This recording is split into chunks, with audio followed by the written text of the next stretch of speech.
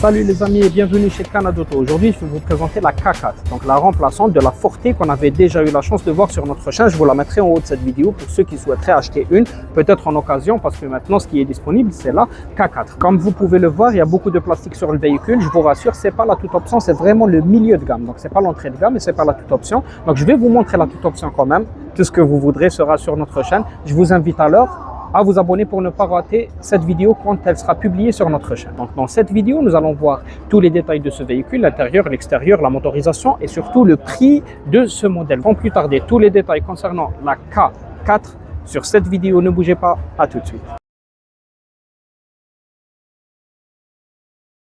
Alors on commence avec la face avant du véhicule. Je vous rassure, il y a beaucoup de plastique, mais c'est pour faire baisser le prix au maximum. Donc c'est une voiture qui se veut populaire. On remarque qu'on a la signature lumineuse qu'on connaît maintenant de chez Kia. Elle est pratiquement sur tous les modèles. On l'avait vu déjà sur la Sorento, on l'avait vu sur la Soul et beaucoup d'autres modèles de la marque. Donc on reconnaît facilement une Kia grâce à ça. Donc on remarque qu'il n'y a pas de caméra, il n'y a pas de détecteur. Le pare-choc est de la même couleur que la carrosserie, mais partiellement parce qu'il y a beaucoup de plastique en bas. On va voir les jantes quand on arrivera à l'arrière. Ici, on est un peu gêné. On remarque qu'il y a le contour de roue et le bas de caisse qui est en plastique. Les poignées de porte qui sont de la même couleur que la carrosserie, mais ceux de devant, parce que pour l'arrière, ils sont un peu plus hauts, donc ils ne sont pas sur la portière. Les coques des rétroviseurs aussi. On a l'insertion du clignotant, mais pas de caméra, vous l'aurez deviné. On a un toit ouvrant. Voici une vue de profil sur le véhicule. L'arrière, c'est la partie que je préfère dans la voiture. Elle est une sorte de fastback, je dirais. Ça ne ressemble pas à la Forte. Et on aura toujours cette signature lumineuse de chez Kia qui revient. Donc K4, caméra de recul, une jointure entre le phare droit et gauche. La lunette arrière et les vitres arrière ne sont pas teintées pour le coup. Beaucoup de plastique sur la voiture et on retrouvera un peu de gris en dessous. On a rapidement fait le tour parce qu'il n'y a pas grand chose à dire. On aura la petite antenne et on aura l'accès sans clé dans les poignées de la portière avant. Et on pourra même avoir le détecteur d'angle mort pour l'intérieur. On commencera par l'arrière. Donc on aura beaucoup de plastique. Ça c'est du cuir, encore du cuir. La vitre électrique, il y a quand même beaucoup d'espace ici si vous avez des gros doigts. On aura la poignée qui est en chrome. Et on aura 3 places assises en cuir. Le cuir, il est bicolore, donc on aura du gris foncé et un peu plus clair. On aura même des bus d'aération pour les passagers arrière, quelques chargeurs type C, donc 2, et un petit rangement. Et on n'aura pas d'accoudoir pour cette version-là et 3 repose-têtes. Donc en plus, bien sûr, de l'isofix si vous avez des sièges pour bébé. On passe voir l'avant du véhicule.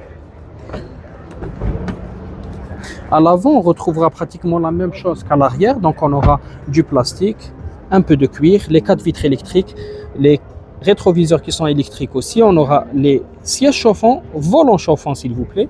On aura donc les sièges à réglage manuel, vous l'aurez deviné, réglable en hauteur néanmoins. Donc, le cuir bicolore. On va accéder au véhicule. On est très bas par rapport au SUV de la marque. On a un volant cuir, le cockpit virtuel. On a des touches sur le volant, les modes de conduite, ne pas quitter sa trajectoire, régulateur limitateur de vitesse. On aura le Bluetooth, on pourra répondre à notre téléphone. C'est plutôt sympathique. Donc on aura un volant de broche. Donc vous remarquez qu'il n'y a pas une troisième ici. On a pas mal d'airbags dans le véhicule. On aura ici donc l'écran central où on pourra voir notre caméra et régler notamment notre radio. Donc ici, ça va aider à régler tout ce qui est radio. Donc, on aura quelques touches physiques. La climatisation se concentrera sur ces boutons physiques qui sont là.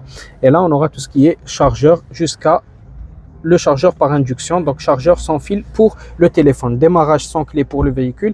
Et puis là, c'est le sélecteur, donc le pommeau de vitesse qui est en cuir, même en bas.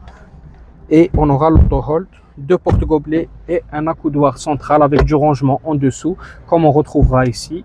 Sur la boîte à gants et sur chacune des portières, on retrouvera cette matière qui est un peu gris brillant avec du chrome sur tout le long de notre tableau de bord. C'est très joli, très raffiné. Elle n'est pas... C'est-à-dire la quantité de plastique, elle se laisse oublier grâce à toutes ces touches qu'on voit ici et notamment sur les commodos comme vous pouvez le voir de part et d'autre. Voilà à peu près ce qui se trouve sur le véhicule. Donc le toit ouvrant sera contrôlé par là et voici la taille à peu près du toit ouvrant.